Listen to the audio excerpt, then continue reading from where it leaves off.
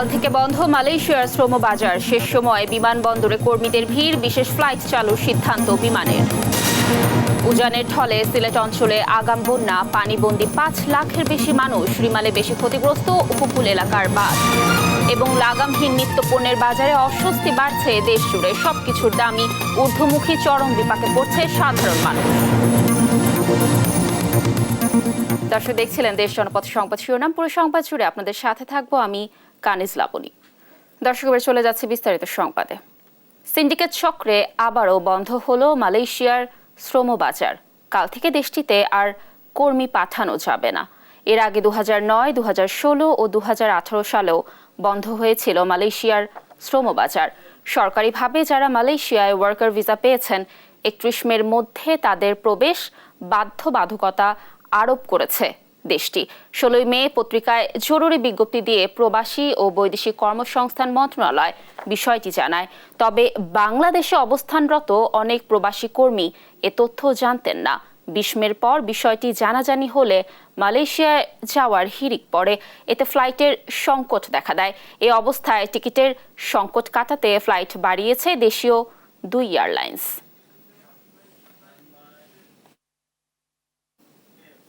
দর্শকের ব্যাপারে বিস্তারিত জানাতে শাহজালাল আন্তর্জাতিক বিমানবন্দর থেকে যুক্ত হচ্ছেন আমাদের সহকর্মী এম এ আজিম। আজিম, আপনি তো বিমানবন্দরে রয়েছেন। বিমানবন্দরে কত সংখ্যক প্রবাসী কর্মী জড়ো হয়েছে, কি বলছে তারা, কি তথ্য রয়েছে জানাবেন আমাদের। বেলা বাড়ার সাথে সাথে কিন্তু আসলে মালয়েশিয়া যেতে ইচ্ছুক যে প্রবাসী হতে ইচ্ছুক যে কর্মীরা ছিল তাদের ভিড় কিন্তু আমরা শাহজালাল আন্তর্জাতিক বিমানবন্দরে দেখছি যে বাড়ছে।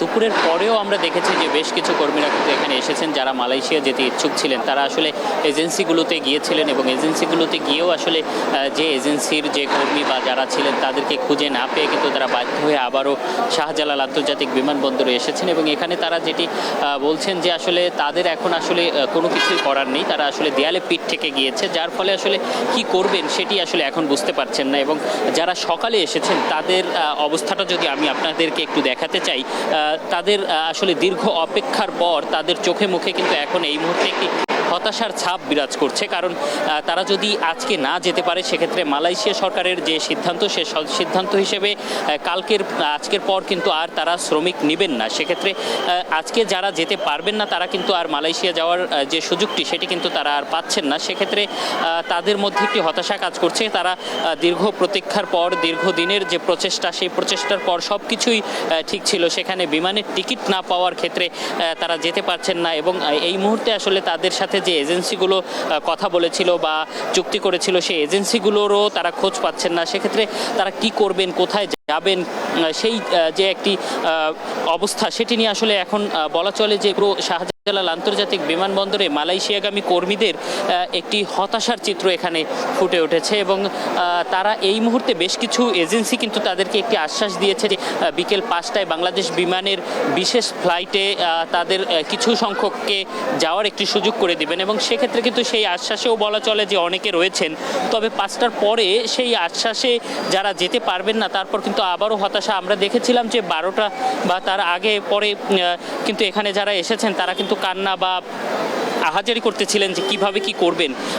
এবং সেই জায়গা থেকে এখন যে আশ্বাসটি পেয়েছেন সেই আশ্বাসের পর কিছুটা হলেও তারা শান্ত হয়েছেন। তবে ৫টার পরে যদি না যেতে পারেন সেক্ষেত্রে কিন্তু সেই চিত্রটি আবারও তৈরি হতে পারে এখানে। এবং আমরা দেখেছি যে এখানে বিমানবন্দর থানা পুলিশের কর্মকর্তারা এখানে এসেছিলেন। তারা কিন্তু এখানে প্রবাসী হতে ইচ্ছুকদের সাথে কথা বলেছেন। তারা জেনেছেন যে কোন কোন এজেন্সি তাদের সাথে চুক্তি করেছে এবং কারা আসলে কি করেছেন।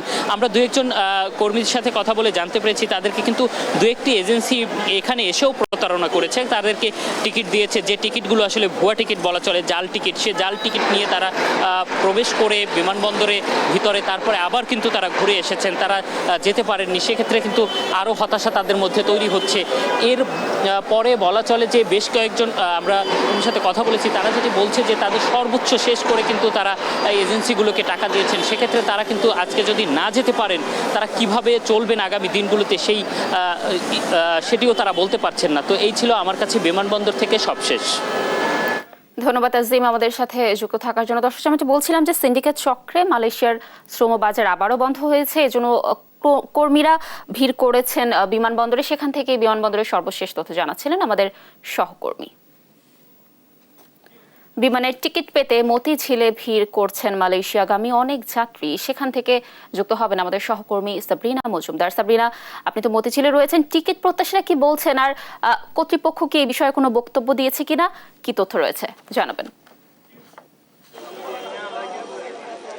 আচ্ছা, আমি আজকে 1টা থেকে এই মতিঝিল অফিসের সামনে দাঁড়িয়ে আছি। যে সকালে কিন্তু আমরা জানতে পেরেছি যে ঢাকা থেকে কুয়ালালামপুর রুটে একটি স্পেশাল ফ্লাইট অ্যারেঞ্জ করেছে বিমান এয়ারলাইন্স, যে সেখানে হচ্ছে মালয়েশিয়া কর্মীরা যারা 271টি টিকিট বিক্রি হবে।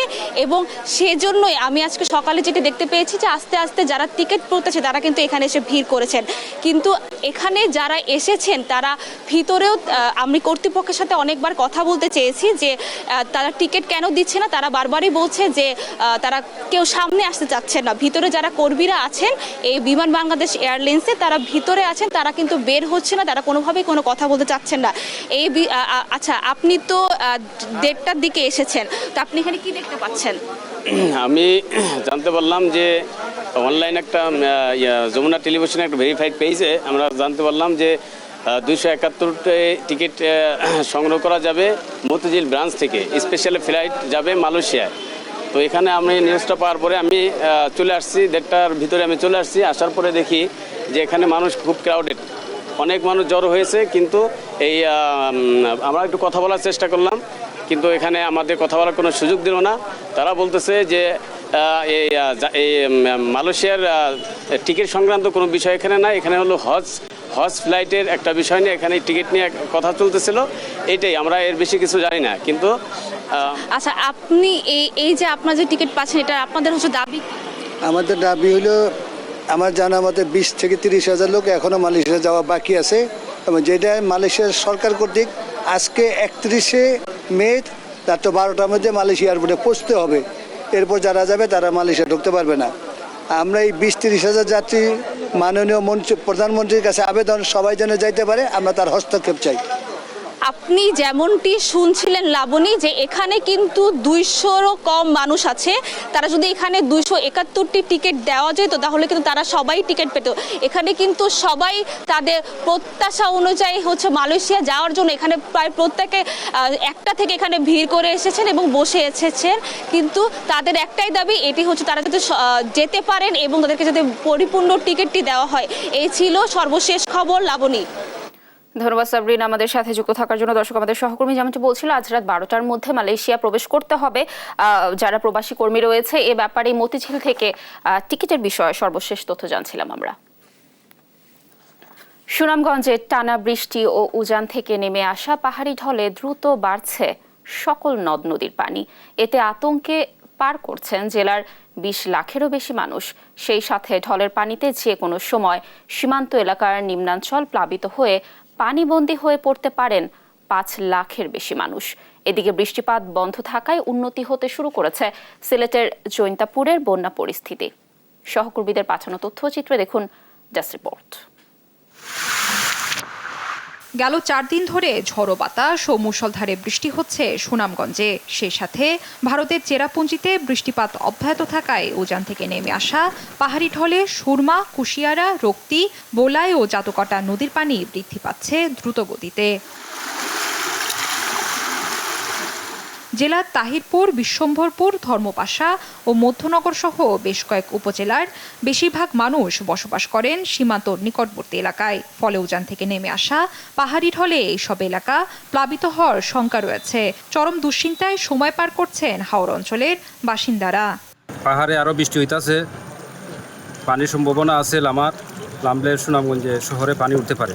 বড় আতঙ্কের মধ্যে আছি যে পানি বাড়ের অবশ্য আর কিছু বাড়লে আমরা বা গোড় উঠবো, বড় বিপদে আছি পানি নিয়ে। সরকার যদি আগাম উদ্যোগ নিয়ে রাখে তাহলে নিচু এলাকার মানুষ বাঁচার চেষ্টা করবো বা বাঁচতে পারবো।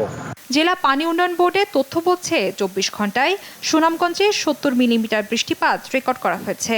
আর ভারতের মেঘালয়ের চেরাপুঞ্জিতে 634 মিলিমিটার বৃষ্টিপাত হয়। এর ফলে সুনামগঞ্জের নদ নদীর পানি বৃদ্ধি পেয়ে বিপদসীমার 55 সেন্টিমিটার নিচ দিয়ে প্রবাহিত হচ্ছে। এখানে হাওরগুলো এখনো পর্যাপ্ত পরিমাণ ধারণ ক্ষমতা রয়েছে এবং এই হাওরগুলোতে পানি প্রবেশ করবে। সেক্ষেত্রে এদিকে তেমন একটা বিপদের আশঙ্কা নেই। তবে উজানে কিছু কিছু জায়গায় নদী ওভারফ্লাডেড হয়ে কোনো কোনো জায়গায় বন্যা পরিস্থিতির মতো সৃষ্টি হতে পারে। বৃষ্টিপাত বন্ধ ও পাহাড়ি ঢল কমে আসায় উন্নতি হয়েছে সিলেটের জৈন্তাপুরের বন্যা পরিস্থিতি। তবে পানি বেড়েছে ভাটি 2 উপজেলা কোম্পানিগঞ্জ ও জকিগঞ্জ উপজেলার নিম্নাঞ্চলে। এখনো পানিবন্দী আছেন গ্রামগুলোর কয়েক হাজার মানুষ। পানি তো আমরা ওলা বই রয়েছি আল্লাহ আল্লাহ হরিয়ার এখন বর্তমানে কিছু একটা রোদ উঠছে জানে একটা শান্তি আইছে। হালকা ঘূর্ণিঝড় আসিল, অনেক ক্ষতি হয়েছে। অন্য কোনো নেতা কর্মীকে এই গ্রামও আসেও নাই, দেখেও নাই। জেলা প্রশাসনের পক্ষ থেকে আপৎকালীন সময়ে প্রস্তুতি রাখা হয়েছে জানিয়ে 40টির বেশি আশ্রয়কেন্দ্রে সরিয়ে আনা হয়েছে নিম্নাঞ্চলের বাসিন্দাদের। গেল 24 ঘন্টায় সারি গোয়াইন নদীর পানি কমলেও বেড়েছে কুশিয়ারা ও সুরমা নদীর পানি। এ পরিস্থিতিতে বন্ধ ঘোষণা করা হয়েছে একাধিক পর্যটন স্পট। শুভশ্রী রায়, নিউজ ডেস্ক, দেশ টিভি। খুলনার কয়রা ও পাইকগাছায় বেড়িবাঁধ ভেঙে সৃষ্ট বন্যা পরিস্থিতির কিছুটা উন্নতি হয়েছে, তবে রাস্তাঘাট এখনো ঠিক হয়নি। শুক্রবার ঘূর্ণিঝড় রিমালে ক্ষতিগ্রস্ত এলাকা পরিদর্শন করেছেন পানি সম্পদ সচিব নাজমুল হাসান। সহকর্মী নূর ইসলাম রকির পাঠানো তথ্য ছবিতে আপন অপুর রিপোর্ট। ঘূর্ণিঝড় রিমালের আঘাত থেকে মুক্তি পায়নি খুলনাও। এ জেলার কয়রা উপজেলার দশালী গ্রামের 3টি পয়েন্ট থেকে বেড়িবাঁধ ভেঙে প্লাবিত হয় বেশ কয়েকটি গ্রাম। পয়েন্টগুলো সংস্কার করা হলেও জোয়ারের পানিতে ভেঙে যায় 2টি পয়েন্ট। প্লাবিত হয় 1000 বিঘার মাছের ঘের। ক্ষতিগ্রস্ত 3 শতাধিক মানুষ। বাঁধগুলো দ্রুত সংস্কারের দাবি তাদের। ঘর বাড়ি সব ভেঙে চুরে গেছে। আমার দুটো ঘের আছে, 2-3 লক্ষ টাকা। আমার একটাই দাবি যে আসলে এখানে টেকসই বেড়িবাঁধ চাই। পাইকগাছা উপজেলায় দেলুটি ইউনিয়নে ঘূর্ণিঝড় রিমালের প্রভাবে প্রবল জোয়ারে ভদ্রা নদীর পানি উপছে 22 নং পোল্ডারের ওয়াবদা বাঁধ ভেঙে প্লাবিত হয় 12টি গ্রাম। দুর্ভোগে পড়ে প্রায় 15,000 মানুষ। ব্যাপক ক্ষতি হয় ফসলের। নোনা পানি প্রবেশ করায় বেড়েছে জমির উর্বরতা হারানোর শঙ্কা। স্থানীয়দের অভিযোগ, বাঁধ নির্মাণে বরাদ্দকৃত টাকার 9-6 করে কোনো মতে বাঁধ দেয়ায় বারবার ক্ষতির মুখে পড়তে হচ্ছে। এবছর এই রেমালের প্রভাবটা এত ভয়াবহ ছিল, 48 ঘন্টা ধরে এর তাণ্ডব লীলা চালিয়েছে এবং জলোচ্ছ্বাস এত পরিমাণ হয়েছে। পরবর্তী সময় এটা থেকে পানি ঢুকেছে। বর্তমান জনপ্রতিনিধিদের এখানে সর্বোচ্চ নির্লিপ্ততার কারণে এই বাঁধ ভাঙতে ভেঙে গেছে। এদিকে শুক্রবার পাইকগাছায় ক্ষতিগ্রস্ত এলাকা পরিদর্শন করেছেন পানি সম্পদ মন্ত্রণালয়ের সচিব নাজমুল আহসান। আশ্বাস দিয়েছেন দ্রুত ব্যবস্থা নেওয়ার। পর্যায়ক্রমে আমরা পুরো উপকূলীয় এলাকাকে যেন প্রোটেকশন দেওয়া যায় সেই বিষয়ে ব্যবস্থা গ্রহণ করব। কোনো অভিযোগ স্পেসিফিক থাকলে কারোর বিরুদ্ধে আমরা সেটা তদন্ত করে ব্যবস্থা গ্রহণ করব। টেকসই বাঁধ নির্মাণের মাধ্যমে বারবার ক্ষতির মুখ থেকে 2 উপজেলাকে রক্ষার দাবি স্থানীয়দের। নিউজ ডেস্ক, দেশ টিভি। আমদানি মূল্য বাড়ায় জ্বালানি তেলের দাম বাড়াতে হচ্ছে বলে জানিয়েছেন আওয়ামী লীগের যুগ্ম সাধারণ সম্পাদক মাহবুবুল আলম হানিফ। শুক্রবার কুষ্টিয়ায় নিজ বাসভবনে সাংবাদিকদের কথা জানান তিনি। হানিফ বলেন, তেলের দাম 1 টাকা বাড়ুক আর 2 টাকা বাড়ুক, তাতে সাধারণ মানুষের ওপর চাপ হয়, কিন্তু আমদানি মূল্য বাড়ায় সরকারকে দাম বাড়াতে হচ্ছে। দেশে যত সন্ত্রাসী কর্মকাণ্ড সব বিএনপির নেতৃত্বে হয় এবং লন্ডনে বসে তারেক রহমান নেতৃত্ব দেন বলেও মন্তব্য করেন হানিফ। তিনি বলেন, তারেক রহমানকে দেশে এনে বিচার করে শাস্তি দিতে পারলে বিএনপির অরাজকতা বন্ধ হয়ে যাবে। মূল্য বৃদ্ধি পেলে আমাদের সাধারণ মানুষের একটু কষ্ট হবেই, সেটা 1 টাকা বৃদ্ধি হোক আর 2 টাকা বৃদ্ধি হোক, একটা চাপ কিছুটা হলে চাপ হয়। কিন্তু রাষ্ট্র পরিচালনার ক্ষেত্রে তো আবার সেটা বিবেচনা করতে হবে, কারণ আমাদের তো এই তেল এখানে উৎপাদন হয় না, এটা বাইরে থেকে কিনে আনতে হয়। তা আমার আমদানি যখন একটু আমদানি মূল্য বৃদ্ধি পায় তখন তো অবশ্যই এখানে বিক্রয় মূল্য বৃদ্ধি পেয়ে যাবে। তারেক রহমানের দেশে এনে বিচার করে শাস্তি দিতে পারলে তাহলে এই যে অরাজকতা বিএনপির পক্ষ থেকে যেগুলো করা হয় সেটা অনেকটা বন্ধ হবে। জমে উঠেছে 4র্থ ধাপের উপজেলা পরিষদ নির্বাচনের প্রচারণা। এ ধাপে 55টি উপজেলায় ভোট হবে আগামী 5 জুন। শেষ সময় রংপুরের বদরগঞ্জ ও তারাগঞ্জ উপজেলার প্রার্থীরা ছুটছেন ভোটারদের দাঁড়ে দাঁড়ে, দিচ্ছেন নানা প্রতিশ্রুতি। সিরাজগঞ্জের কামারখন্দ ও রায়গঞ্জে জমজমাট নির্বাচনের প্রচারণা দেখা যায়। সকাল থেকে রাত পর্যন্ত প্রার্থীরা ক্লান্তিহীন ছুটছেন ভোটারদের দোরগোড়ায়। ভোটাররা বলছেন, প্রয়োজনে পাশে পাবেন এমন প্রার্থীকেই ভোট দেবেন তারা। ইউনিয়নবাসীর কোনো গরু চুরি না হয়, মানুষ তো সুখে শান্তিতে ঘুম পাড়তে পারে। বদরগঞ্জ উপজেলাবাসী যেখানে যেন সুষ্ঠু ভোট হয়, যাকে ভোট দেব সে যেন ঠিকভাবে এই 11টা ইউনিয়নে তারা যেন ঠিকভাবে পরিচালনা করতে পারে। যত বড়ই শক্তিশালী ব্যক্তি হোক না কেন, যতই প্রভাবশালী ব্যক্তি হোক না কেন, তাদের কথাই যেন বদরগঞ্জের এই নির্বাচন প্রভাবিত না হয়। লাগামহীন নিত্যপণ্যের বাজারে অস্বস্তি বাড়ছে দেশ জুড়ে। কাঁচা বাজার থেকে শুরু করে মাছ মাংস সহ মশলার বাজারও ঊর্ধ্বমুখী। এতে চরম বিপাকে পড়ছেন সাধারণ মানুষ। তারা বলছেন, সুষ্ঠু নজরদারি না থাকায় নিয়ন্ত্রণহীন হয়ে পড়েছে বাজার ব্যবস্থাপনা। সহকর্মীদের পাঠানো তথ্য ছবিতে ডেস্ক রিপোর্ট জানাচ্ছেন দিবাশ্রী বড়ুয়া। লাগামহীন নিত্যপণ্যের বাজারে স্বস্তি মিলছে না চট্টগ্রামে, বাড়ছে অস্বস্তি। নগরীর বাজার ঘুরে দেখা যায়, গেল সপ্তাহের তুলনায় 10 থেকে 15 টাকা বেড়ে সব ধরনের গ্রীষ্মকালীন সবজি বিক্রি হচ্ছে 60 থেকে 100 টাকায়। পেঁপে 80, শসা 60, ঝিঙ্গা 80, বরবটি 100 আর কাঁকরোল বিক্রি হচ্ছে 100 টাকায়। কেজি প্রতি 30 থেকে 35 টাকা ও 15 টাকা বেড়ে আদা বিক্রি হচ্ছে 230 টাকা ও পেঁয়াজ বিক্রি হচ্ছে 75 টাকায়। মিঠা ও সামুদ্রিক পানির মাছের দাম বেড়েছে কেজি প্রতি 100 থেকে 150 টাকা। গেল সপ্তাহের তুলনায় ডিমের দাম 30 টাকা বেড়ে প্রতি ডজন বিক্রি হচ্ছে 150 টাকায়। তবে ব্রয়লার ও সোনালী মুরগি প্রতি কেজিতে 10 থেকে 20 টাকা কমে বিক্রি হচ্ছে 210 ও 360 টাকায়। গরুর মাংস বিক্রি হচ্ছে 800 থেকে 900 টাকায় আর খাসি মিলছে 1100 থেকে 1150 টাকায়। বিক্রেতারা বলছেন, বৃষ্টির কারণে সরবরাহ কমে যাওয়ায় দাম কিছুটা বেশি। অন্যদিকে দাম নিয়ন্ত্রণে মনিটরিং বাড়ানোর উপর তাগিদ দিচ্ছেন ক্রেতারা। জিনিসপত্রের দাম আগের চেয়ে অনেক বেশি, মানে সবজি প্রত্যেকটা জিনিসের ক্রয় ক্ষমতার বাইরে। আমাদের ক্রয় ক্ষমতার মধ্যে নিয়ে আসতে পারলে আমাদের জন্য খুব ভালো হয়।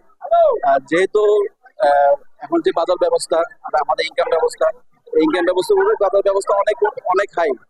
এই ক্ষেত্রে আমাদের আয়ত্তের মধ্যে নিয়ে আসতে পারলে খুব ভালো হয়।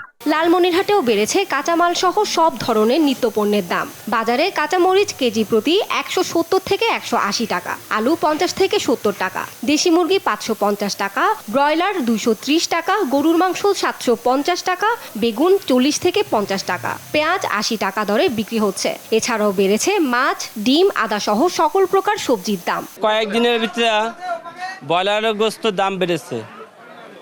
যে জায়গায় গরুর গোস্ত 700 টাকা ছিল সেই জায়গায় 750 টাকা হচ্ছে। এ নিয়ে কোনো কারো মাথা ঘামাচ্ছে না। আমাদের কিভাবে চলতেছি, এই চলার উপায় আমাদের নেই, একদম পঙ্গু হয়ে যাচ্ছে এই বাজার দর। আমরা যতটুকু আয় করতেছি তার সাথে ব্যয় বেশি। যে আর বাজারে যে প্রচুর দাম, আলুর কেজি মটর 60-70 টাকা কেজি, এ দিয়ে তো আমাদের তো আর চলে না। সিন্ডিকেটকে ধরতে পারে না, যারা ক্ষুদ্র ব্যবসায়ী তাদের পেছনে আসিয়ে দেখা যায় যে আপনাদের ভোক্তা অধিদপ্তর সেটা পিছু লাগিয়ে থাকে। এদিকে ব্রাহ্মণবাড়িয়ায় চড়া দামেই বিক্রি হচ্ছে নিত্যপণ্য। কাঁচা বাজার থেকে শুরু করে মাছ, মাংস সহ মশলার বাজার দর ঊর্ধ্বমুখী। চরম বিপাকে কম আয়ের মানুষ। দিবাশ্রী বড়ুয়া, নিউজ ডেস্ক, দেশ টিভি। ব্রাহ্মণবাড়িয়ায় পিকআপ ভ্যান চাপায় মারা গেছেন সিএনজি চালিত অটোরিকশার 2 যাত্রী। শুক্রবার বেলা 11টার দিকে সদর উপজেলার ঘাটুরা এলাকায় এ দুর্ঘটনা ঘটে। পুলিশ জানায়, সরাইল বিশ্বরোড থেকে ছেড়ে আসা একটি সিএনজি চালিত অটোরিকশা ঘাটুরা পল্লী বিদ্যুৎ এলাকা পার হওয়ার সময় বিপরীত দিক থেকে একটি পিকআপ ভ্যান অটোরিকশাকে চাপা দেয়। এ সময় পিছন থেকে আরও একটি অটোরিকশা নিয়ন্ত্রণ হারিয়ে ত্রিমুখী সংঘর্ষ হয়। এতে 2 জন নিহত হন। দুটি সিএনজি এবং পিকআপ তারা মুখোমুখি সংঘর্ষ হওয়ার এতে 2 জন নিহত, 2 জন আহত। খুব গতি বেগে একজন আরেকজনকে মারছে, আমি সর্বপিছনে ছিলাম। চালকদের মারধর এবং পুলিশ ডেকে হাতকড়া পরানোর অভিযোগে বগুড়া শহীদ জিয়াউর রহমান মেডিকেল কলেজ হাসপাতালে 3 দফা দাবিতে চতুর্থ দিনের মতো ধর্মঘট পালন করছেন বেসরকারি অ্যাম্বুলেন্স চালকরা। এতে টানা 4 দিন থেকেই ভোগান্তির শিকার হচ্ছেন অনেক মুমূর্ষু রোগী ও তাদের স্বজনরা। এমনকি লাশ নিয়েও বিপাকে পড়তে হচ্ছে অনেককে। সরকারি অ্যাম্বুলেন্স দিয়ে রোগী পরিবহনে সেবা প্রদানের চেষ্টা চালালেও ধর্মঘট নিরসনে দৃশ্যমান কোনো পদক্ষেপ নেননি কর্তৃপক্ষ। দাবি না মানা পর্যন্ত ধর্মঘট চলবে বলে জানিয়েছেন আন্দোলনকারীরা।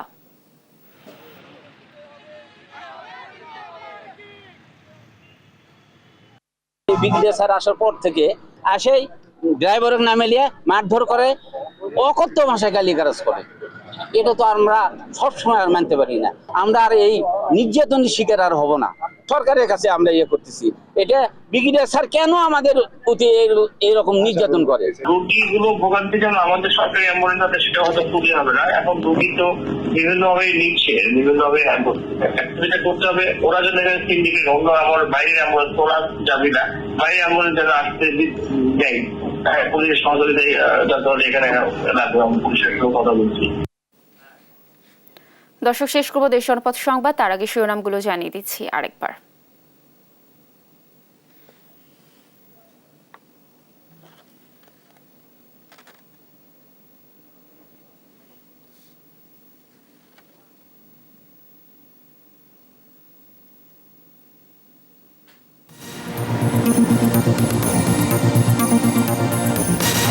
কাল থেকে বন্ধ মালয়েশিয়ার শ্রম বাজার, শেষ সময় বিমানবন্দরে কর্মীদের ভিড়, বিশেষ ফ্লাইট চালুর সিদ্ধান্ত বিমানের।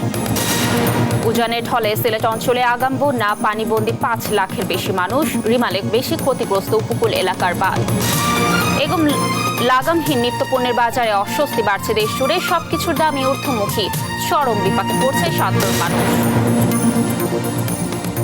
দর্শক, এই ছিল এখনকার দেশ জনপদ সংবাদ। পরে বুলেটিন দেখার আমন্ত্রণ রইল। এছাড়া দেশ টিভির সর্বশেষ সব খবর পেতে ভিজিট করুন www.desh.tv। ফেসবুকে আমাদের সঙ্গে যুক্ত থাকুন দেশ টিভি অথবা দেশ টেলিভিশন পেজে। এছাড়া সর্বশেষ সব ভিডিও পেতে ইউটিউবে আমাদের হ্যান্ডেল @দেশ টেলিভিশন অথবা @দেশ টিভি নিউজ থেকে সার্চ করুন।